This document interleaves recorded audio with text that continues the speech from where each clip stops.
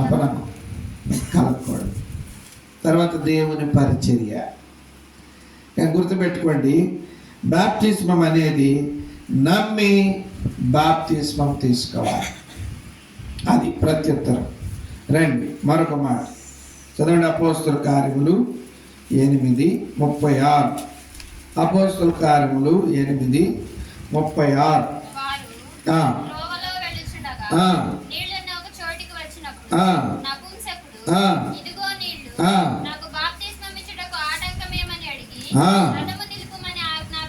చాలు. నాకు బాప్తిస్మం ఇచ్చుటకు ఆటంకమేమి అని అడిగి. అంటే నపుంసకుడు బాప్తిస్మం యొక్క అక్కర ఎరిగినవాడు.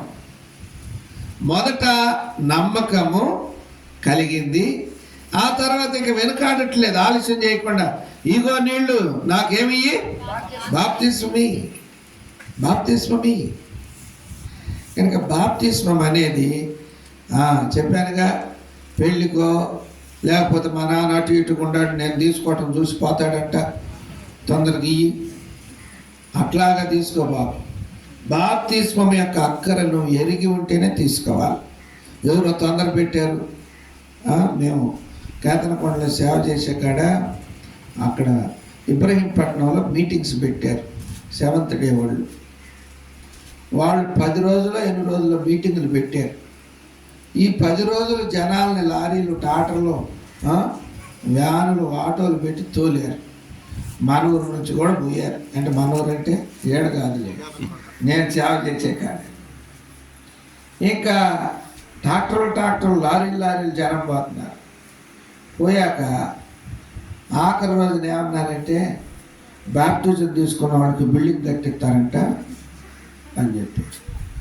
ఇక చూసుకో, తీసుకున్నవాడని లేదు, తీసుకోవడని లేదు, మొత్తం లైన్ కట్టారు. దేనికి? బిల్డింగ్ కోసం. బాప్టిజం ముంచి పారేశారు మొత్తాన్ని. ముంచారు. బాప్టిజం ఇచ్చినాక తీసుకున్నవాడు తీసుకున్న దారి ఇచ్చినాడు, ఇచ్చిన దారిని పోయాడు. తెల్లారి మనకు బిల్డింగ్ ఎవరు కడతారురా? మనకు బిల్డింగ్ ఎవరు కడతాడు? నిండా మునిగి వచ్చి మెట్ల మీద కూర్చొని చుట్టు తాగుతా కూర్చున్నాడు. అలా ఈయన కూడా మొన్న అక్కడ మునిగి వచ్చాడు. ఈయన కూడా అక్కడ మునిగి వచ్చాడు. అందుకని ఏదో ఆశకో పురికొల్పి ఎవరినో మిమ్మల్ని ప్రోత్సహించో బాప్టిజం తీసుకోకూడదు. అట్లా చేయరనుకోండి. ఇక్కడ మిమ్మల్ని బ్రదర్స్ కానీ మార్కన్న కానీ అంటే తొందర పెడితే ఆగిపోండి, ఏం పర్వాలేదు, నేనేమనుకో. ఎవరైనా తొందర పెట్టారా? కనుక మీకై మీరు అడిగారా? అడగలేదా? మనం దానికి తలకెళ్తాం, దీనికి తలకెళ్తాం, దేనికో అర్థం కాదు. కనుక రెండవ అనుభవం ఏంటంటే బాప్తిస్మం అనేది. మొదటి అనుభవం ఏంటి? నమ్మి తీసుకోవాలి. రెండవది అడిగి తీసుకోవాలి. నాకు ఎందుకు ఆలస్యం చేస్తున్నావు బ్రదర్? సేవకుడిని అడగాలి, లేకపోతే సహోదరుని అడగాలి. నేను బాప్టిజం తీసుకోవాలి. మాకు కూడా ఇప్పుడు 3 నెలల నుంచి ఏమో పేర్లు రాస్తున్నాం, బాప్టిజాలు అడుగుతున్నారు. ఇంకా ఎప్పుడు మాకేమో ఖాళీ లేదు పెట్టడానికి. చూడండి, మీకు ఖాళీ దొరికిన దానికి మాకు ఖాళీ దొరకట్లేదు. మాకు 2 నెలల నుంచి 3 నెలల నుంచి పేర్లు రాసుకొని ఉన్నాం. బాప్టిజం అనౌన్స్మెంట్ చేయాలి, డేట్. కనుక ఇది రెండవ అనుభవం, గుర్తుపెట్టుకోండి. మూడవది చదవండి. మూడవది అపోస్తల కార్యములు 2వ అధ్యాయం 38వ వచనం. అపోస్తల కార్యములు 2:38.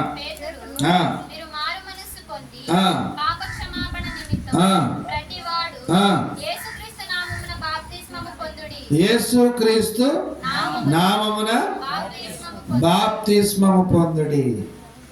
యేసుక్రీస్తు నామమున.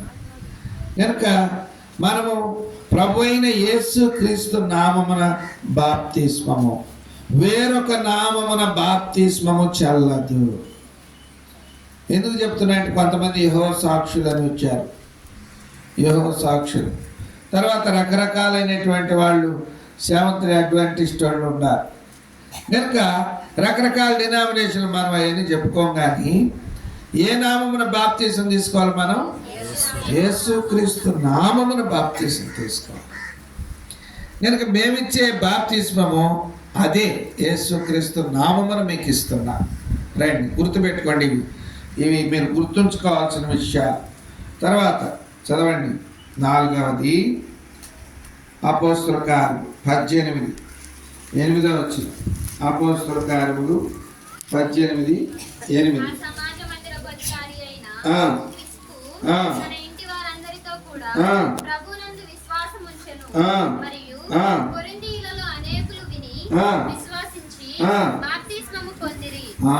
విశ్వసించి బాప్తిస్మం పొందిరి. విశ్వాస సంబంధమైనది బాప్తిస్మం. మీరు విశ్వాసులు కాకుండా పిశాచులుగా జీవిస్తుంటే ఈ బాప్తిస్మం మీకు చెల్లదు. పరలోక రాజ్యానికి మీకు చెల్లదు. ఇది మిమ్మల్ని తీసుకొని పోదు. కనుక బాప్తిస్మం అనేది యేసు క్రీస్తు నామమునందు మనం ఏం కలిగి ఉండాలా? విశ్వాసము కలిగి ఉండాలి. విశ్వాసులముగా జీవించాలి. విశ్వాస సంబంధమైనది బాప్తిస్మం. విశ్వాసం అంటే ఏంటి? విశ్వాసం అంటే నిరీక్షింపబడుచున్న వాటి యొక్క నిజస్వరూపం.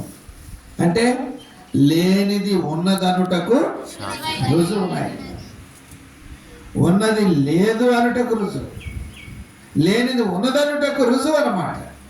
అది విశ్వాసం. ఏంటి నీకు అంత కాన్ఫిడెన్స్? అది నా నమ్మకం, అది నా విశ్వాసం. ప్రభు చేస్తాడు. ప్రభు నేను అంతగా నమ్మాను, ఆయనలో నాకు బలమైన విశ్వాసం. అందుకే అనేక సార్లు యేసు ప్రభు వీళ్ళను బాగు చేయడానికి వచ్చినప్పుడు ఏమంటాడు? నీ విశ్వాసమే, నేను కాదు నిన్ను బాగు చేసే, నీ విశ్వాసమే. ఆయన ఎప్పుడైనా కాలు ఎత్తి నేనే బాగు చేసేది నిన్ను అన్నాడా? అట్లా అనలే. ప్రభు ఏమన్నాడంటే నీ విశ్వాసమే. అంటే ప్రభు దగ్గరకు అందరూ విశ్వాసముంచి వెళ్ళారు, విశ్వాసము కలిగి వెళ్ళారు. కనుక బాప్తిస్మం అనేది విశ్వాస సంబంధమైనది తప్ప పిశాచ సంబంధమైనది కాదు. ఆశతోనో అలవాటుతోనో అధికారం కొరకు తీసుకునేది కాదు. ఇది అలాగ తీసుకుంటే అది యేసుక్రీస్తునందున్న బాప్తిస్మము కాదు. తర్వాత ఆ బాప్తిస్మము పరలోకములో నీకు చెల్లుబాటు అసలే కాదు. గుర్తుపెట్టుకోండి. ఇంకొక మాట చెప్పి ముందుకు పోతా. 5వది చదవండి. మత్తయి సువార్త 3వ అధ్యాయం. మత్తయి సువార్త 3వ అధ్యాయం 7వ వచనం చదవండి. 3:7. అతడు అనేకులు బాప్తిస్మము పొందవచ్చుట చూచి సర్ప సంతానమా నాబో ఉగ్రతను తప్పించుకొనుటకు మీకు బుద్ధి చెప్పిన వాడెవడు? ప్రార్థనకు వచ్చిన వాళ్ళని చూసి అంటలే, ఎవరిని చూసి అంటున్నాడు? బాప్తిజం తీసుకోవటానికి వచ్చిన వాళ్ళని చూసి అంటున్నాడు. ఏమంటున్నాడు? ఈ బాప్తిజం నాకేమవుతుంది పోతాయి కదా నన్ను ఏమన్నాడు? సర్ప సంతానం అన్నాడు అని వెనుదిరిగారా? అయితే అక్కడ ఒక మాట అన్నాడు. ఎందుకన్నాడు ఆ సర్ప సంతానం అని తెలుసా? కింద చదవండి. అంటే బుద్ధి లేకుండా వచ్చారు, ఆశతో వచ్చారు, అలవాటుగా వచ్చారు, ఏదో కలుగుద్దని వచ్చారు. అందుకని వాళ్ళ సంగతి తెలిగి సర్ప సంతానమా అన్నాడు. కింద ఒక మాట అంటాడు, చదువు ఇంకా. మారు మనసుకు తగిన ఫలము ఫలించండి. మారు మనసు పొందామని అందరు లైన్ కట్టారు, కానీ వారిలో ఏమి లేవు, ఫలాలు లేవు. మారు మనసుకు తగిన ఫలం మనం ఫలించాలి. ఏంటి ఆ ఫలం చెప్పండి? మారు మనసు పొందాం, ఏంటి ఆ ఫలం? అయి ఆత్మఫల. మారు మనసుకు తగిన ఫలం అంటే, మారు మనసుకు తగిన ఫలం అంటే ఏంటో తెలుసా? నువ్వు మారు మనసు పొందావు, ఇక లోగడ ఉన్న అలవాట్లు, మాటలు, క్రియలు ఇక ఉండకూడదు. మరి క్రొత్త మారు మనసు పొందావు కదా, క్రొత్త మనసు వచ్చింది కనుక నువ్వు ఏంటి ఆ ఫలం పొందాలి అంటే ప్రార్థనా జీవితము. మారు మనసుకు తగిన ఫలం ఏంటంటే ప్రార్థనా జీవితం, వాక్య పఠనము. ఏంటి? వాక్య పఠనం, ఆరాధన జీవితము, కృతజ్ఞతా స్తుతి జీవితము, సమర్పణ జీవితము, మారు మనసుకు తగిన ఫలం. కనుక ఇవి ఎప్పుడైతే మనం కలిగి ఉంటామో అప్పుడు నీ ఆత్మ ఫలిస్తుంది. నీ ఆత్మ ఫలిస్తుంది. అందుకని మారు మనసు ఎప్పుడు మిమ్మల్ని దేవాలయంలో ప్రార్థన చేసినట్టు చూడలేదు, ఎప్పుడు మీరు దేవాలయంలో ఆరాధన చేసినట్టు చూడలేదు, ఎప్పుడు మిమ్మల్ని దేవాలయంలో నమ్మకంగా పని చేస్తున్నట్టు చూడలేదు. కానీ ఇప్పుడు లైన్ కట్టారు దేనికి? కనుక బాప్టిజం తీసుకోకముందే సంఘములో మీరు అట్టి జీవితం కలిగి ఉండాలి. క్రమంగా మందిరానికి వచ్చేవారై ఉండాలి, నియామక కూడికలకు వచ్చేవారై ఉండాలి, ప్రార్థన జీవితం గలవారై ఉండాలి, వాక్య పఠనం గలవారై ఉండాలి. అర్థమైందా? దేవుడు మీకు ఇచ్చిన దానిలో దేవుని భాగం దేవునికి చెల్లించే తలాంతు కలిగిన వారై ఉండాలి. అవి మారు మనసుకు తగిన ఫలం. బాప్టిజం తర్వాత సంగతి, ముందు మారు మనసు పొందాం. మారు మనసుకు తగిన ఫలం ఫలించకుండా బాప్టిజం తీసుకోవటానికి వస్తే అందుకు వాళ్ళని అంటున్నాడు ఏమని?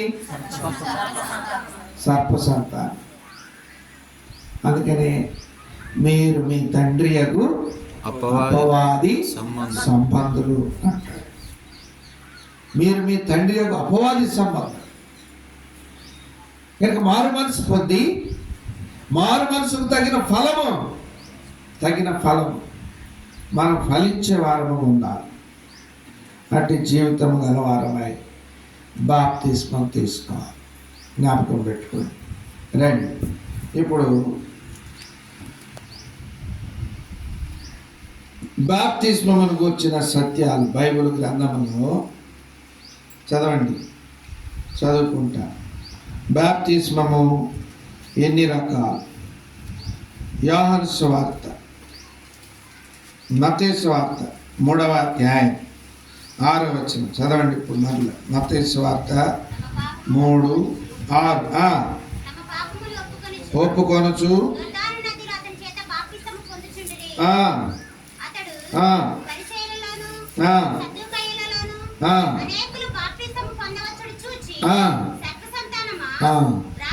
మళ్ళా చదవండి ఫస్ట్ నుంచి. తమ పాపములు ఒప్పుకొనుచు యోర్దాను నదిలో అతని చేత బాప్తిస్మం పొందుచుండిరి. పాపములు ఒప్పుకొనుచు, వారు తమ పాపములు ఒప్పుకొనుచు బాప్తిస్మం పొందారు. కాబట్టి పాపములు ఒప్పుకొని క్షమింపబడిన అనుభవం గలవారమై మనము ఉండి బాప్తిస్మం తీసుకోవాలి. కనుక మీ పాపాలు యేసు ప్రభు దగ్గర ఒప్పుకున్నారా? మీ పాపముల విషయమై మీరు పశ్చాత్తాపడినారా? మీ పాపములు యేసు ప్రభు క్షమించాడన్న నమ్మకం మీకు కలిగిందా? అయితే రా బాప్తిజం తీసుకో. కనుక బాప్తిజం తీసుకోవటానికి వచ్చిన వారు తమ పాపములు ఒప్పుకోవచ్చు. అది నిజమైన మారు మనసు విషయమైన బాప్తిస్మం. ఇది మొట్టమొదటిది. ఇంకా పాపములోనే జీవిస్తూ అబద్ధాలు మోసాలు చేస్తూ అన్యాయం చేస్తూ లోక సంబంధమైన జీవితం జీవిస్తూ భౌతిక సంబంధమైన ఆచారములు అలవాట్లతో నువ్వు జీవిస్తూ బాప్టిజం తీసుకుంటే నువ్వు పాపములను నిలిచి ఉన్నావు. కనుక నీ పాపములన్నీ ఒప్పుకొని అతిక్రమములు దాచిపెట్టువాడు వర్తని, వాటిని ఒప్పుకొని విడిచిపెట్టువాడు. కనుక పాపములు ఒప్పుకున్నారు అంటే వాటిని విడిచిపెట్టుకున్నారా? తెచ్చారా? విడిచిపెట్టేసి ఒకసారి తిమోథెయుకు చెప్పాడు, చాలాసార్లు చెప్తాడు ఆయన వాక్యం. కారులో పోతున్నారంటే ఎక్కడికో కారులో మీటింగ్కి బయలుదేరి వెళ్ళారు. అందరు బుస్సు బుస్సుమని మంచిగా నీట్గా తయారైపోతారు కదా, అవి రాసుకొని కూడా పోతారు. ఈ రాసుకున్నాయి పూసుకున్నాయి ఏమైందో ఈ వాసన ఒక్కటి రాట్ల కారు అంతా మురుగు కంపు కొడుతుంది కారు. దారి మధ్యలో బైపాస్లో పక్కన కారు అన్నాడంటే పక్కన కారులో ఏదో వాసన వస్తుంది, ఎవరు సచ్చింది ఎవరు చూడండి, సచ్చింది ఎవరు చూడండి అని.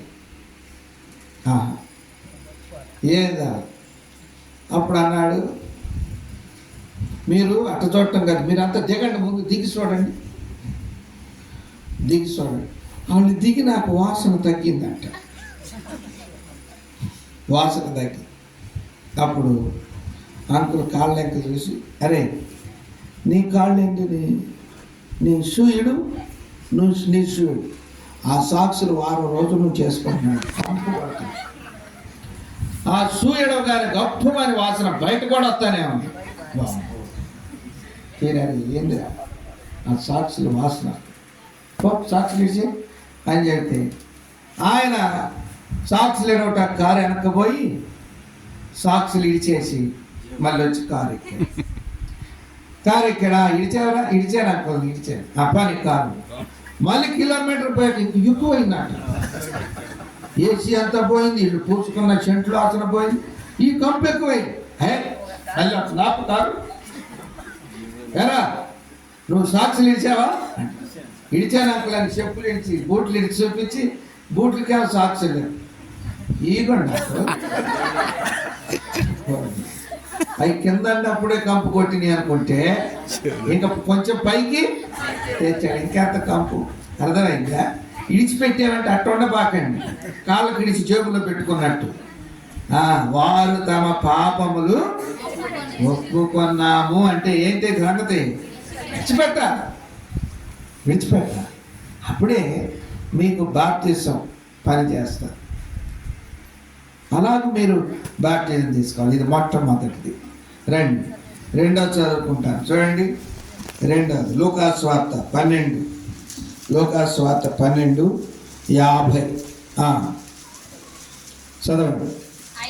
అయితే ఉన్నది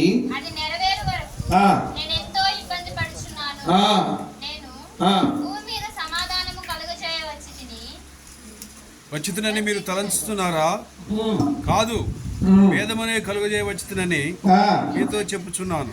చాలు, మరలా చదవండి.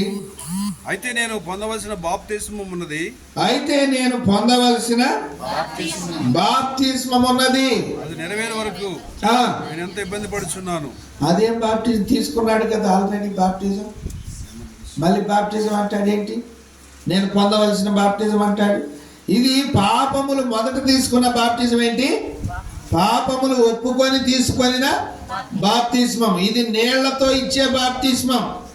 ఇప్పుడు రెండో బాప్తిజం గురించి అంటున్నాడు, నేను పొందబో బాప్తిస్మం ఉంది. చదవండి. అది నెరవేరు వరకు నేను ఎంతో ఇబ్బంది పడుతున్నాను. అది నెరవేరు వరకు నేను ఎంతో ఇబ్బంది పడుతున్నాను. అదేం బాప్తిస్మం అంటే శ్రమల బాప్తిస్మం. మీరు ఈ బాప్తిజం తీసుకోగానే సరిపోదు. మనము లోకములో ఉన్నాం. లోకములో మనకేం కలిగిద్ది అన్నాడు? శ్రమ కలుగుద్ది. లోకంలో శ్రమ కలుగుద్ది. మీరు పరలోకం చేరాలని బాప్తిజం తీసుకున్నారు, కానీ మీరు పరలోకానికి చేరే భూమి మీద జీవించే ఈ కాలం యొక్క మధ్యలో మీకు శ్రమలు కలుగుతాయి. ఆ శ్రమల్లో ఎలా ఉండాలా? ధైర్యంగా ఉండాలి. అది ప్రకటన గ్రంథం అంటాడు ఏమని? 2వ అధ్యాయమా 2:10 దినములు, 1 కాదు 2 కాదు, సంపూర్ణం. ముందే చెబుతున్నాడు ఆయన, 10 దినాలు శ్రమ కలుగుతుంది, మరణం వరకు నమ్మకం ఉండు, నేను నీకు.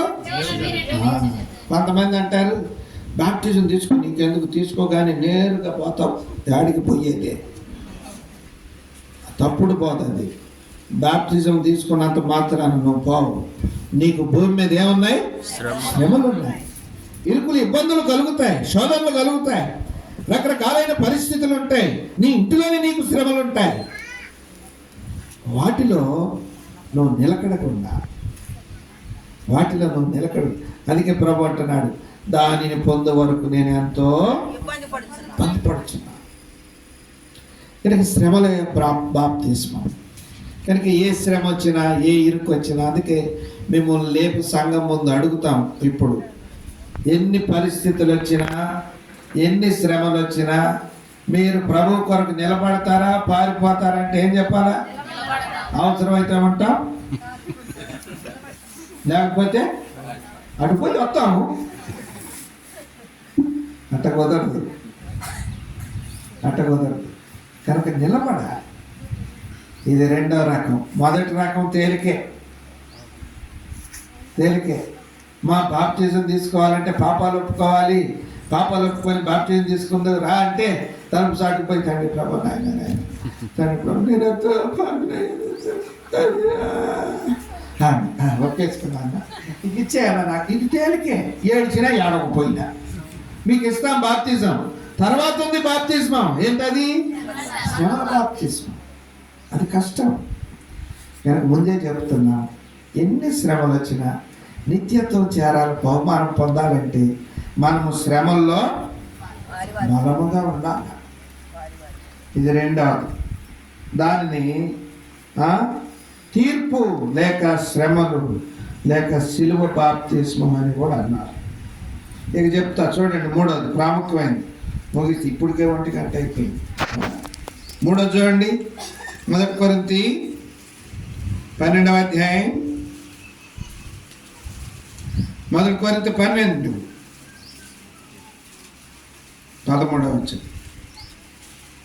ఎలాగనగా యూదులమైనను గ్రీసు దేశస్థులమైనను దాసులమైనను స్వతంత్రులమైనను మనమందరము ఒక్క శరీరములోనికి ఒక్క ఆత్మయందే బాప్తిస్మము పొందితిమి. ఒక్క శరీరములోనికి ఒక్క ఆత్మయందే బాప్తిస్మము పొందితిమి. ఒక్క ఆత్మను పానము చేసిన వారమై అయితిమి.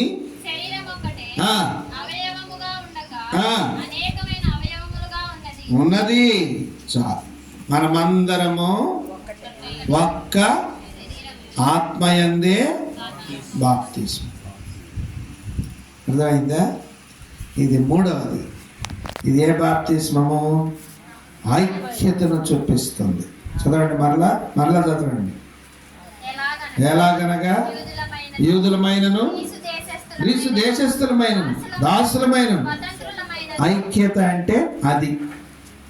యూదుడని లేదు, గ్రీసు దేశస్థుడని లేదు, దాసుడని లేదు, స్వతంత్రుడని. ఒక్క ఆత్మయందే.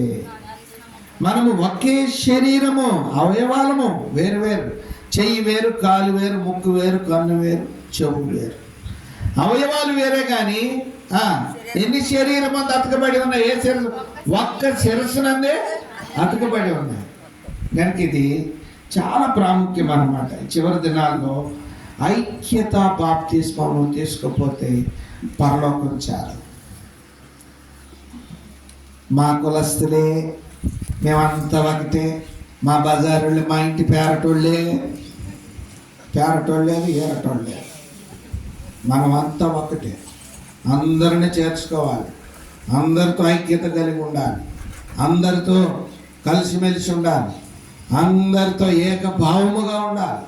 అది అంటాడు, ఆత్మ కలిగించు ఐక్యత. సంఘములో ఐక్యత. ఇప్పుడు ఈనాడు చాలా స్థలాల్లో ఎందుకు ఈ భేదాలు వస్తున్నాయంటే పోగుపడిపోతున్నారు. వాడు కానీ మాంసం వచ్చి పోగేసినట్టు. మన పేటోళ్ళు అంతా ఒకటి. ఏ పేటోళ్ళు? మా పెద్ద పెద్ద సంఘాల్లో ఉంటారులే, మీకంటే తెలియదు. అచ్చంగా ఒకే ఇంటి పేరటోళ్ళు ఉంటారు. గోంగూర అని ఉందనుకో, ఈ గోంగూరలంతా ఉంటారు. సంఘంలో పురుగుల్లాగా తొలగుతారు. అట్లాగా భేదాలు ఉండకూడదు, గుర్తుపెట్టుకోండి. ఏ బాప్తిజం తీసుకోవాలి మనం? ఐక్యత బాప్తిజం. మారు మనసు విషయమైన బాప్తిజం తీసుకునేది ఒకసారే. మేము కాసేపట్లో ముంచుతాం, లేపుతాం, పోతాం, అయిపి లేకుండా. ఇక దినదినము మీరు తీసుకోవాల్సిన బాప్తిజం ఏంటి? శ్రమల బాప్తిస్మము, ఐక్యత బాప్తిస్మం. ఏడో దాన్ని పోతుంటే కాలుకుండా శవరేలకి దెబ్బ తగిలింది, ఆ గోరు లేచింది. ఈ కాలు నవ్వుద్దా? ఈ ఏలు బాగా నెప్పుకుండి ఈ కాలు కుంటుతుంటే ఏం చేస్తా, నేను కూడా కుంటుతాను కదా. ఇది కూడా కుంటాల్సిందే. నువ్వు కుట్టితే కూడా నేను పరిగెత్తుతానంటే కుదురుద్దా? కుదరదు. అది పరిగెత్తదు. శరీరం అది ఐక్యత కలిగింది. అయ్యో పాపం నీకు దెబ్బ తగిలిందా, నాకేం తగలేదు, ఓరక స్పీడ్గా నడుస్తానంటే కుదురుద్దా? కుదరదు. అది కుంటుతుంది కాబట్టి ఇది కూడా కుంటుంది. అది సంఘం అంటే. మీరు సంఘంలో చేర్చబడుతున్నారు. అందుకని భక్సింగ్ గారు మన సావాసంలో ఒక కులానికి మందిరం, ఇప్పుడు వచ్చినాయిలేండి కొన్ని ఊర్లలో అచ్చంగా కులస్తులే మందిరం కట్టుకుంటున్నారు. దైవజనుడు అట్లాంటి పరిచర్య మనకు నేర్పిన వాడు కాడు. అన్ని కులాల వారు, అన్ని దేశాల వారు పరిశుద్ధ సమాజ కూడికలు పెడితే ఎటువంటి వాళ్ళు వస్తారు? ప్రపంచ దేశంలో 7 ఖండాల్లో రక్షించబడిన వారిలో ఎన్ని కులాలు ఉన్నాయో, ఎన్ని దేశాలు ఉన్నాయో, ఎన్ని మతాల వారు ఉన్నారు, వాళ్ళందరూ వచ్చేవాళ్ళు. అందుకే అక్కడ రాశాడు, యూదుడని లేదు, గ్రీసు దేశస్థుడని లేదు, దాసుడని లేదు, స్వతంత్రుడని. మనమంతా ఒక్క శరీరం అందే, ఒక్క ఆత్మను మనం చేసిన గుర్తుపెట్టుకోండి. ఎప్పుడు కూడా భేదాలు కల్పించబాకండి. భేదములు కల్పించేవాడు ఎవరో తెలుసా? అపవాది. బాగా నేను నేర్పినట్టుండారు అన్నాడు. మీకు భేదాలు కలుగు చేసేవాడు ఎవరు? వాడు అపవాది అన్నమాట. గురిపెట్టి చూడాలి, వాడిని గురిపెట్టి చూడాలి. గుర్తుపెట్టుకోండి. ముందుకు పోలేదు. ఎక్కువ చెబుతా అంటే టైం అయిపోతుంది. మేము తొందరగా పోవాలి. రండి. ఎన్నోది? 3 మొదటిది ఏం బాప్తిస్మము? మారు మనసు విషయమైన బాప్తిస్మం. రెండోది సిలువ బాప్తిస్మం. సిలువ అంటే ఏంటి? శ్రమ. సిలువ అంటే శ్రమ. సిలువ అంటే శ్రమ అని మీకు చెబుతున్నాను. కానీ మేము సేవకు పోయినప్పుడు ఏమనేవాళ్ళు తెలుసా? సేవ అంటే ఏంట్రా? సంత తగిలించుకుంటారంట. కాదురబ్బా, సేవ అంటే సాగు. నువ్వు సచ్చి సేవకు వచ్చావా, బతికి సేవకు వచ్చావా అని అడుగుతారు. ఏం చెప్పాలి చెప్పు? అబ్బా ఛీ నీ మొహం పాడు. కానీ నువ్వు సేవకుడు అంటే నవ్వుతా పాటమే, నవ్వుతా పాటమే. ఎందుకంటే ఎట్ట సేవకు వచ్చాం? సచ్చి సేవకు వచ్చాం. అదే బతికి సేవకు వస్తే నేను సేవకుడు కానీ నేను పాడినట్టు నువ్వు పాడతావా? రా చూసుకుందా. అబ్బా నాకులాగా బోధిస్తావా? ఈడు సేవకుడే. అర్థమైందా? అర్థం చేసుకో. కనుక ఏం చెప్పుకున్నాం? ఆత్మ కలిగించు సిలువ బాప్తిజం. రెండోది ఏంటి? సిలువ. సిలువ అంటే శ్రమ. సంఘంలో కూడా శ్రమ పడాలి. పెందలకడ రావాలా, మందిరం సిద్ధపరచాలా, చేపలు వేయాలా, మైకు పెట్టాలా, ఏ పని చేయాలో, ఏ పని కొరతగా ఉందో చూసుకోవాలి. ఊరక తెల్లటి గుడ్డలు నీట్గా కట్టుకొని ఏందమ్మా ఇంత లేట్గా వచ్చి తలకాయ పోసుకోవటం ఆలస్యమైందమ్మా. మరి ఈ తలకాయలు ఎవరు పోతారు? ఈ పనులు ఎవరు చేస్తారు? అదిగా జీవితం. నేర్చుకో. దినము శ్రమను కోరుకోవాలి. తిమోతి గారు అనేవాడు మాకు, రే నీ సంఘంలో నీకు వ్యతిరేకస్తుడు లేడంటే దేవుడు నీతో లేడేమో చూసుకునేవాడు. మాము అంటే ఎవరు ఉండాలి మనకి? వాడు ఉండాలా. వాడు ఉంటేనే మనం జాగ్రత్తగా ఉంటాం. ఆయన నేర్పేవాడు ఇవన్నీ. ఏ సమస్య లేదు, సావీగా పోతుందంటే నీ సేవ ఒట్టిదేనేమో చూసుకోరు అంటాడు. అర్థమైందా? కనుక శిలువ బాప్తిస్మం. దినదినం దేవుని మందిరంలో ఏ పని ఉందని కల్పించుకోవాలి. చూడండి, భౌతికమైన పోషణ కొరకై ఎన్ని పనులు చేస్తాం? ఎన్నో పనులు. సామెత చెప్పు. 1 విద్యలు అన్న. ఈ 5 ఏళ్లతో 4 మెతుకులు లోపలకు పోటానికి ఎన్ని వేషాలో. పొద్దున పోయి పొద్దుగు కింద కష్టపడి వస్తాం. తీరా మంచం కాడికి వచ్చేసరికి తండ్రి నాయన ప్రభు నా సంగతి అంతా నీకు తెలుసు. ఆమె వాడికి 24 గంటలు దాసోహం చేశావు, ఏడుకు వచ్చేసరికి నా సంగతి అంతా నీకు తెలుసు ప్రభు. అబ్బా అట్లా ఉండకూడదు. పని చేయాలి. ప్రభు కొరకు మనం ఏం చేయాలి చెప్పండి? పని చేయాలి. మందిరంలో పని, విశ్వాసుల పట్ల, పరిచర్య పట్ల, దేవుని కొరకు పని చేయాలి. రండి, ఎన్నైనా 3. 4 చదవండి. 4 రోమ 6వ అధ్యాయం మొదటి నుండి.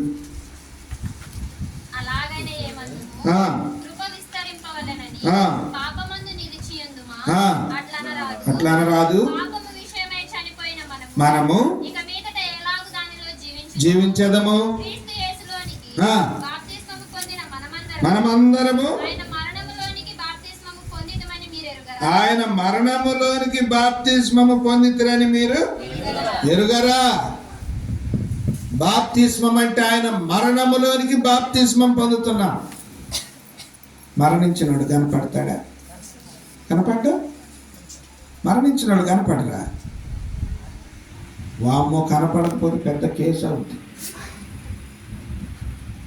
తెలుసా, మా ముసలాయన తప్పిపోయాడు, మరణించాడంట అని చెప్పేసి అంటే పోలీసు వాళ్ళు ఎతికి ఎతికి ఎతికి ట్రైన్ యాక్సిడెంట్ అయ్యి అవుతాయి కదా, కాలిపోయి గుర్తుపట్టినట్టుగా ఉంటారు కదా. ఇప్పుడు మా మనుషులు చచ్చిపోయారని వర్షనకు ఈ కుటుంబీకులు నిలబడతారు. మీ తానికి ఎవరు చచ్చిపోయారంటే మా తాత చచ్చిపోయాడు అంటాడు వీడు. మరి ఆ తాతను గుర్తుపట్టడానికి ఏం లేవు. ఎవడో ఒకటి తలకాయ కాలు వీడికి ఇచ్చేసి మట్టి చేసుకోపో, ఇక మీ తాత దొరికాడని రాసుకుంటాడు వీడు. అసలు ఆ తలకాయ వాళ్ళ తాతది కూడా. చచ్చిపోయినోడు భూమి మీద సమాధి చేసే వరకు కనబడతాడు. సమాధి చేసాక కనపడతాడా? కనపడ్డాక కనపడ్డాడు. ఎందుకు చెప్తున్నా అంటే, చదవండి ఆ మాట, చదవండి. అలాగైనా ఏమందము కృప విస్తరింపవలెనని నిలిచి ఉందుమా అట్లా అనరాదు. పాపము విషయమైన చనిపోయిన మనము ఇక మీదట ఎలాగూ దానిలో జీవించుము. క్రీస్తు యేసులోనికి మనమందరము. ఇక నీలో పాపము కనబడకూడదు. పాపము కనబడితే నువ్వు చచ్చిన వాడవు కావు, నువ్వు బ్రతికిన వాడవే. నువ్వు చనిపోలేదు కనుక చనిపోయిన వారు కనబడరు. ఎప్పుడు కూడా నీ శరీర తత్వము దేవుని ఇంటిలో కనబడకూడదు. నీ శరీర స్వభావము ఇక్కడ కనబడకూడదు. ఇక్కడంతా ఆత్మీయం. ఆత్మే పనిచేయాలి. ఏ విషయంలో కూడా నేను ఇది ఇచ్చానని కానీ, నేను అది చేశానని కానీ, లేకపోతే నేను మైక్ ఇచ్చాను, నేను తపలా ఇచ్చాను, అస్సలు కనబడదు. మనం ఎవరు చెప్పండి? చనిపోయిన, బాప్తిజం పొందిన మనము చనిపోయిన వారు. ఆయన చనిపోయినట్లు మనం కూడా చనిపోయి పాతి పెట్టబడినవారు. ఎక్కడ కూడా నీ శరీర స్వభావం కనబడకూడదు. అది బాప్తిస్మం. గుర్తుపెట్టుకోండి. చచ్చిపోయినవాడి మీద ఒక 10 బస్తాలు ఒడ్లు బస్తాలు వేసామనుకో, గబాలను కళ్ళు తెరిచారా, ఎంత జత్తే మటుకు 10 వేస్తాం, ఒక్కటిది అంటాడా? 10 కాదు 20 వేసిన మాట. అది ఆత్మీయ జీవితం అంటే.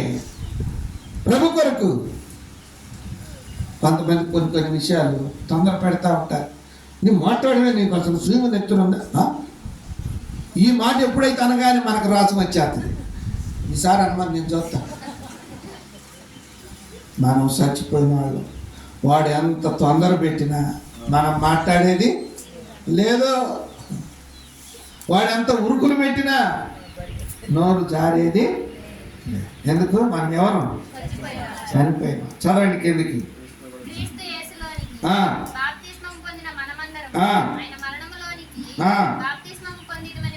ఎరుగరా?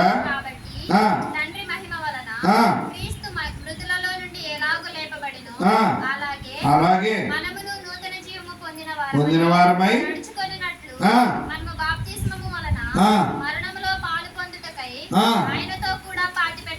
పాతి పెట్టబడితిమి. బాప్తిస్మము వలన మరణములో పాలు పొందుట కొరకై ఆయనతో కూడా పాతి పెట్టబడితిమి. కంప్లీట్ అయిపోయింది. మనం పాతి పెట్టబడిన వారు.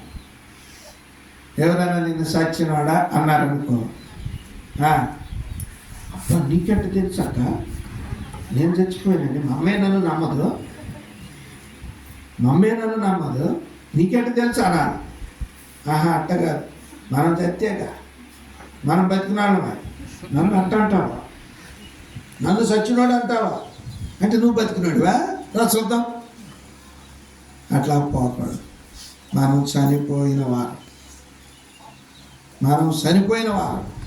పరదేశులమో.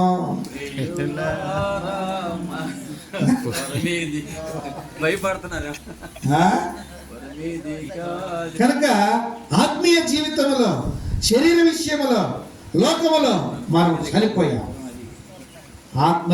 ఆత్మయందు మనము జీవిస్తున్నాం.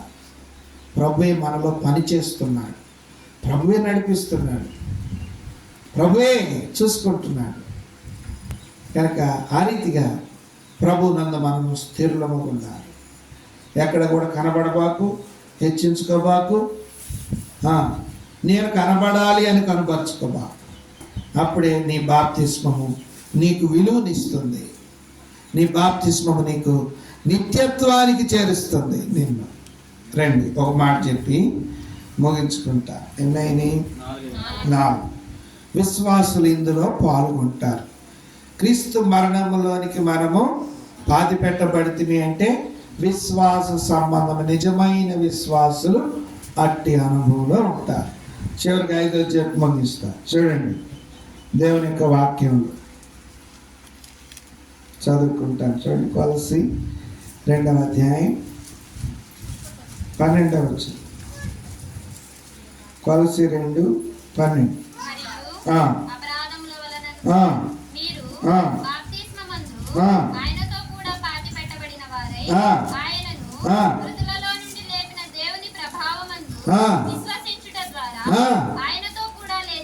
లేచితిరి. మొదట ఏం చేయబడ్డా? పాతి పెట్టబడ్డా. తర్వాత లేచా. ఇప్పుడు మనం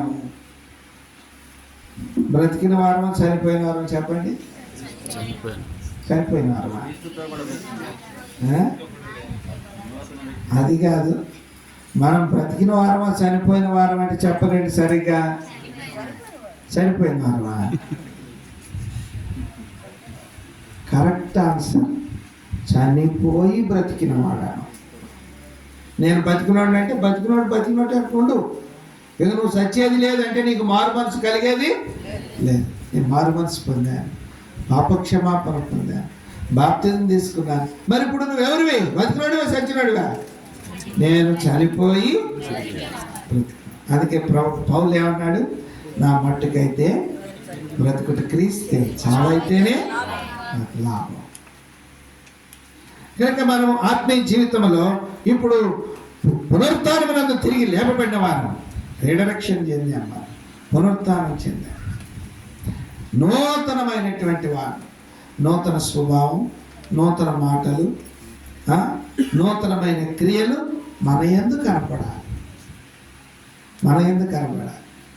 అందుకే మీరు క్రొత్త ముద్దగుటకై పాతదైన ఆ పులిసిన పిండిని తీసి పారేయండి. కనుక ఆత్మీయ జీవితంలో మనం ఇప్పుడు ఆయనతో తిరిగి లేచినటువంటి వారు, ఆయన జీవిస్తున్నారు. క్రొత్త మనస్సు. ఎవడైనా క్రీస్తునందున్న ఎడల నూతన సృష్టి, అతడు గతించిపోయాయి. ఇక ఆ స్నేహాలు, ఆ మాటలు, ఆ పద్ధతులు అవన్నీ ఇక మనలో ఉండకూడదు. నూతన పరచబడిన వారు, నూతనముగా జీవించు ప్రభువులో దేవుడిని ఆశీర్వదిస్తాడు. నువ్వు నూతన పరచబడినావని మీ ఇల్లు, మీ ఇంట్లో మీ తల్లిదండ్రులు, నీ స్నేహితులు, బంధువులు గుర్తిస్తారు, పరిశుద్ధులు గుర్తిస్తారు. నిజంగా పలానా అబ్బాయి మారిపోయాడు, లోకుడు ఉన్నట్టు ఇప్పుడు లేడు, పలానా అమ్మాయి మారింది, లోకుడు ఉన్నట్లుగా ఇప్పుడు లేదు, మేము ఎరుగుదము, మా అమ్మాయి మారిపోయింది, మా అబ్బాయి మారాడు, మా అన్న మారాడు. కనుక నూతనమైన సాక్ష్యము లోకం మనకిస్తుంది, మనము మారినట్టు. అటువంటి అనుభవం కలిగిన వారు బాప్తిస్మం తీసుకోవాలి. ఈ బాప్తిస్మం యొక్క అనుభవం అది. ఆ రీతిగా మీరు జీవించాలి. మొదట 5 మాటలు చెప్పారు, అవి గుర్తుండియా? యాడి అన్న ఈ కొత్త నీళ్ళు రాగానే పాత పోయే చెప్పండి. మొదట 5 మాటలు. 1 నమ్మకం. గట్టిగా పట్టుకోవాలి. ఎప్పుడు కూడా మనకి ఏం కలగకూడదు లైఫ్లో? అపనమ్మకం కలగకూడదు. 2వది అడిగి తీసుకోవాలి. ఎవరు నేను తొందర పెట్టాను, లేకపోతే తరాల నుంచి కూడా అన్నంలో వచ్చారు తీసుకోకపోతే అట్లాంటి మాటలు పనికిరావు. నువ్వు తీసుకోవాలంటే నువ్వు నీ అక్కను నువ్వు ఎరగాల, అడిగి తీసుకోవాలి. 2వది. 3వది ఏ నామమున? యేసుక్రీస్తు నామమున బాప్తిసం మాత్రమే మనం తీసుకోవాలి. అదే అంగీకరించబడుతుంది. అదే క్రైస్తవ్యానికి పునాది. నువ్వు క్రైస్తవుడివి అని చెప్పుకోవటానికి నీ బాప్తిస్మం యేసుక్రీస్తు నామమున ఉండాలి. 4వది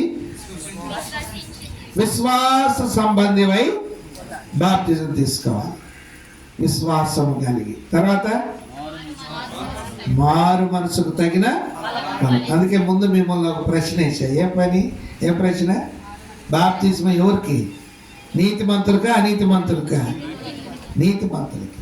మారు మనసుకు తగిన ఫలం నీతి, ప్రార్థన, వాక్య పఠనం, ఆరాధన, కృతజ్ఞత, అర్పణ, ఇవన్నీ మారు మనసుకు తగిన ఫలం.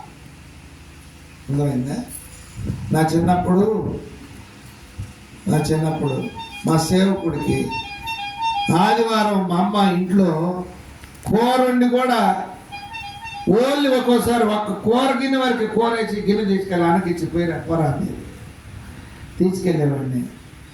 ఒక్కోసారి క్యారేజీ కట్టి అనకిచ్చి తీసుకెళ్ళి ఇచ్చిరపో అని చెప్పేది, ఇచ్చొచ్చేవాడిని. కనుక మన ప్రేమ, మన సమర్పణలు దేవునికి అవసరం. అదే మారు మనసుకు తగిన ఫలం. మారు మనసుకు తగిన ఫలం. కనుక విశ్వాసం. ఇప్పుడు ఈ 5 అయిపోయింది. తర్వాత బాప్తిజాలు కూడా 5 రకాలు చెప్పారు. అంటే మొదటిది పాప క్షమాపణ విషయమైన, అది నీళ్ళల్లో ముంచి లేపుతాం, అయిపోతుంది. మీరు పాప క్షమాపణ పొందామని, యేసు ప్రభు క్షమించాడని మీ నోటితో మీరు ఒప్పుకుంటారు, మేము నీళ్ళల్లో ముంచుతాం, అయిపోతుంది. ఈ బాప్తిజం తేలికే. 2వది శ్రమల బాప్తిజం. లోకం విడిచే వరకు మనలను శ్రమలు వెంబడిస్తాయి. కనుక అంతం వరకు మనం ఎలా ఉండాలా? నమ్మకంగా ఉండాలి. అప్పుడు దేవుడు మనకి బహుమానం ఇస్తాడు. 2 బాప్తిస్మం. 1 తేలికే, 2వది కష్టం, 3వది ఇది కూడా చాలా కష్టం అండి. ఒట్టిదే మనమంతా ఒకటే అంటాడు, లోపల ఒకటి పెట్టుకుంటాడు. అస్సలు పనికిరాదు.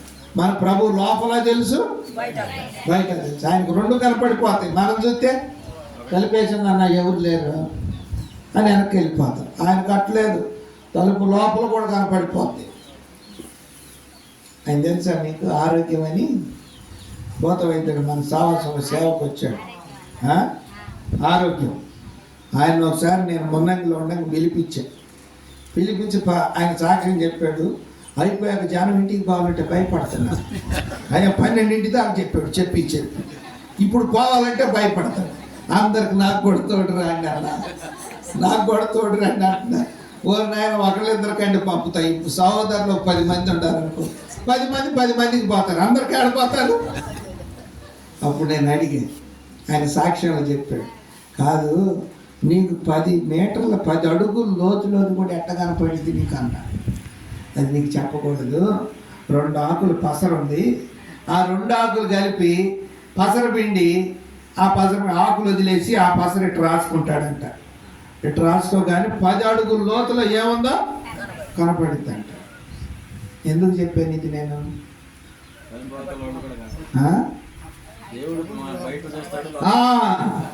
ఆయనకి లోపల తెలుసు, మాంత్రికుడికే తెలిస్తే మాంత్రికులను సృష్టించిన వాడు కూడా ఆయనకి అంత తెలుసు. మానవుడు కనుక్కున్న సాఫ్ట్వేర్ రంగానికే ఎంత అతిశయపడుతున్నాడే, అసలు సాఫ్ట్వేర్ ఆడండి. ఆయన దగ్గర సాఫ్ట్వేర్ సిస్టమ్ మాత్రం ఒక్కసారి సాఫ్ట్వేర్ ఆపాడంటే కంప్యూటర్లో ఇంటర్నెట్లో ఏం పని చేయమంట. ఆయన నొక్కాడంటే మానవుడు తలకిందులైపోవాల్సిందే. అర్థమైందా? నేను ఎందుకు చెప్తున్నా అంటే ఐక్యత అనేటువంటిది మనము చనిపోయే వరకు కాపాడుకోవాలి. అందుకే ఒకళ్ళకు ఒకే కులస్తులకు చేయకుండా భక్సింగ్ గారి పెళ్ళిళ్ళు 2 కులాల వాళ్ళకి చేయించాడు. లంబాడి వాళ్ళకి, యానాది వాళ్ళకి, మాలోళ్ళకి, మాది వాళ్ళకి, కోమట్లకి, బ్యాపన వాళ్ళకి. ఏది చేసినా అంత ఆపోజిట్టే. ఒక కులం వాళ్ళకి ఎవరికి చేయలే ఆయన, తక్కువ. కానీ మనమంతా క్రీస్తు శరీర అవయవాలమై ఉన్నాం. కుడి చేయికి నొప్పి తగిలితే ఎడం చేయి కూడా బాధపడుతుంది. ఇప్పుడు కొంతమంది ఓర్చుకోలేని వాళ్ళు ఉంటారు కదా, ఓర్చుకోలేని వాళ్ళు ఏమంటారు, ఇదిగో చెయ్య 3 పూటలు కలిపి తినిపించేది నువ్వే కదా, అది కదుగా చూడు వాచి దేనికి పెట్టాడు, ఏం నీకు పెట్టకూడదా? ఇది అనుకుందా అమ్మా, ఇది నిజమే కదా, వాచి పెట్టాడు. వాచే కాదు తిక్కలదానా, 3 పూటలు కలిపి పెట్టేది నువ్వు, వంగరం కూడా దానికి పెట్టాడు. నీకేముంది చెప్పు బోడిదానా? నీకు ఇది అలికి కూర్చుంటే ఏమన్నా బాగుంటుందా? ఇది తెలివి కలిగింది ఏమంతా తెలుసా? నీకెందుకు బోడిదానా? వాచి పెట్టుకుంటాడు, అవసరమైతే 5 ఏళ్ళకు తగిలిస్తాడు. నేను కాసేపు కావాలంటే సరదాగా పోటీ కూడా ఇస్తాను. నీకేమంట అంత నొప్పి ఎందుకు నీకు? నేను ఇస్తా అంటే అది తుర్రును బాగుంది దాని, అమ్మో ఏమవుతో అసలు మా. అదే నువ్వు కానీ ఓంగొట్టావనుకో నీకు గాలుద్ది.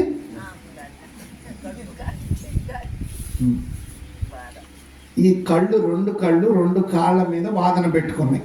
ఏమని? ఈ కళ్ళు మీద వాదన వేస్తున్నాయి. చూసిన కళ్ళ ఈడ్చుకుపోతావు మమ్మల్ని. ఎవరిని? కాళ్ళు. అది చూడగానే అది బాగుంది అనుకుంటావు, ఈడ్చుకుపోతావు. మేమేగా నిన్ను మోసేది అని కాళ్ళ మీద కళ్ళు మీద వాదన పెట్టుకు. ఇదేం చేసిందంటే పానిచ్చి కటిక్కని కళ్ళు మూసేసింది.